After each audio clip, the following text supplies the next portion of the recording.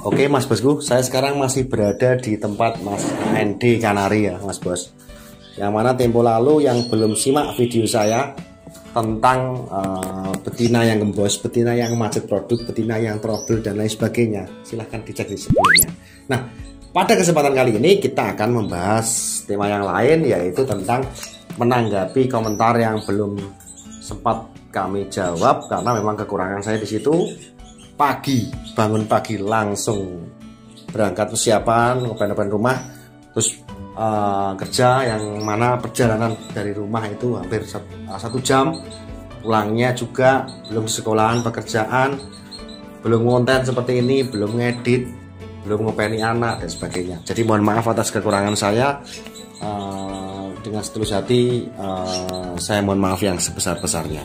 Oke, kali ini kita akan coba membaca beberapa komentar yang ini menarik kalau kita bahas, teman-teman ya.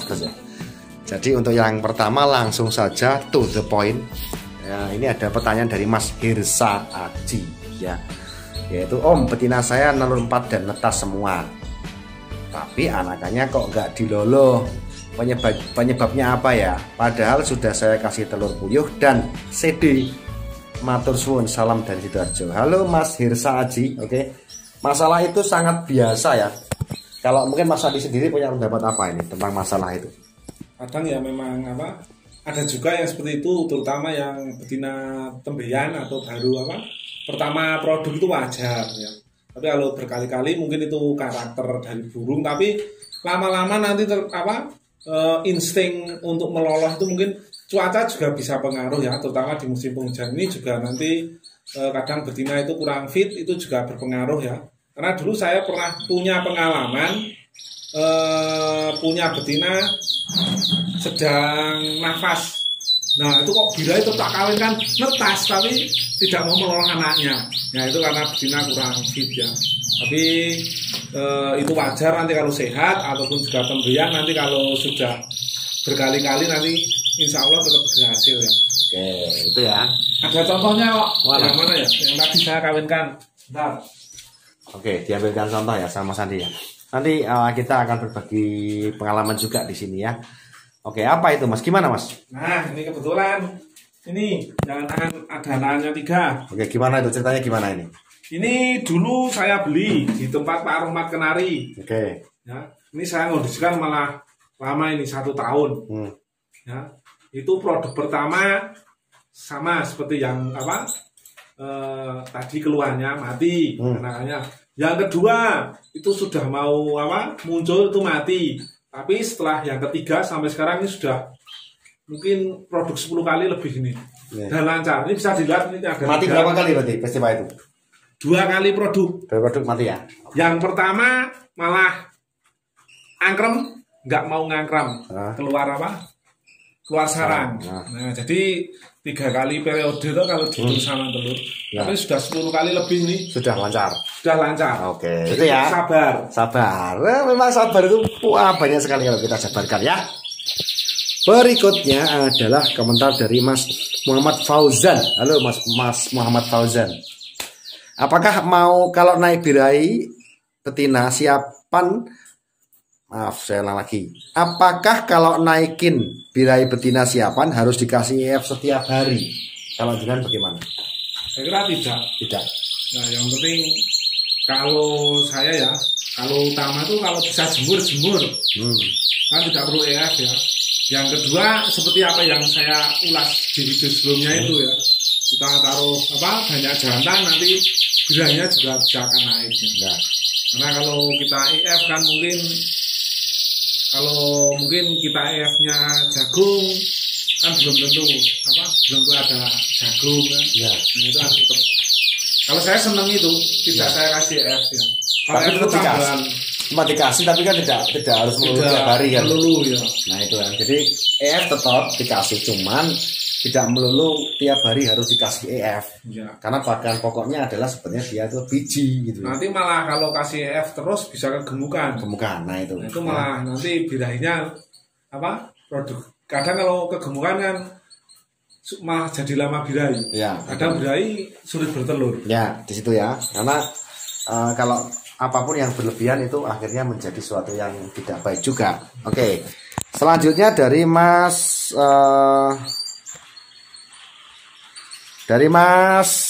Alip Fajar, itu dulu waktu ngonten di sini tuh.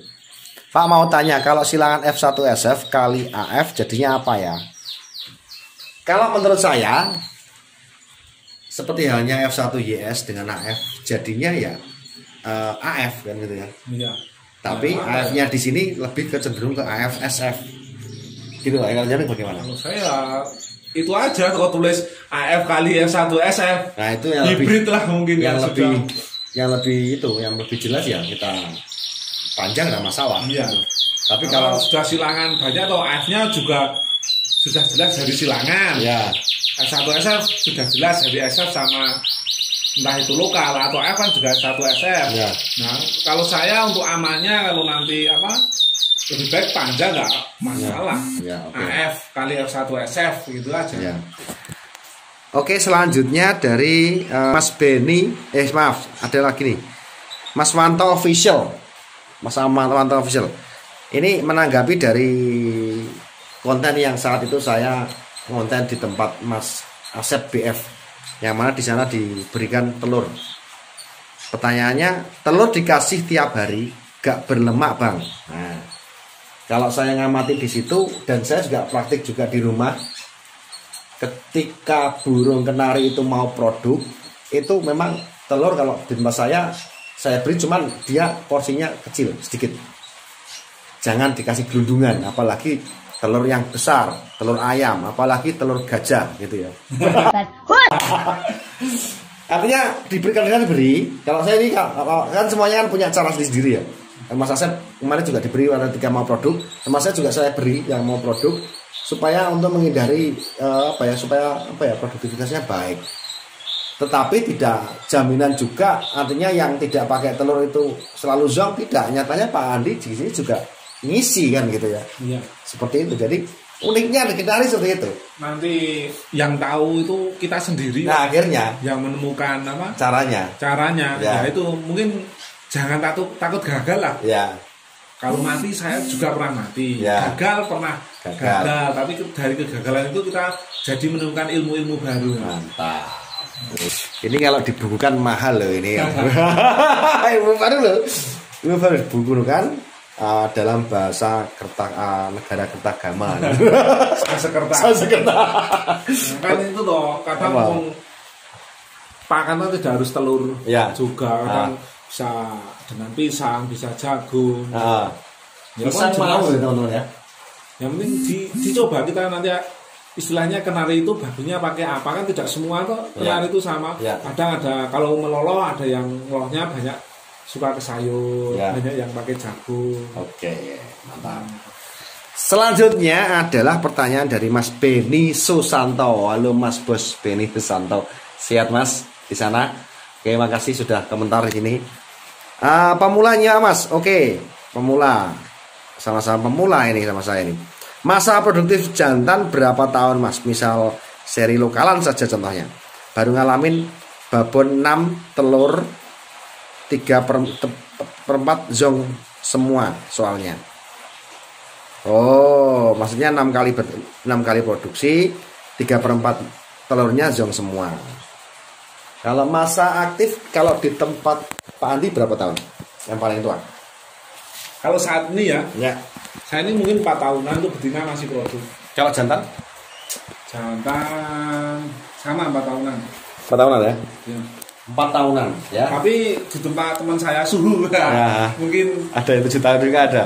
Kapan-kapan bisa diajak di sana ya. Gimana? Itu ada yang 7 tahun, 6 tahun masih produk. Nah itu. Tapi kadang gini, ini pengalaman saya lagi juga. Kadang betina produk itu kadang bisa macet hampir 1 tahun, nanti produk lagi. Ya itu. Kadang saya kan tidak harus selalu buang, yang penting sudah ada produk saya masukkan ke polier.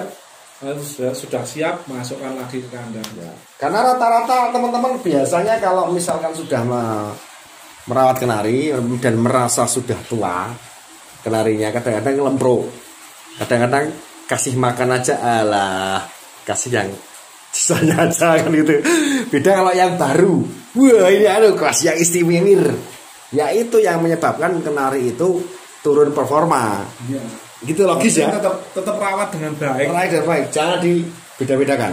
Ya sebelum itu mati dengan sendirinya kita rawat dengan baik. Ya, itu bahkan betina babon yang sudah tua itu ada manfaatnya teman-teman.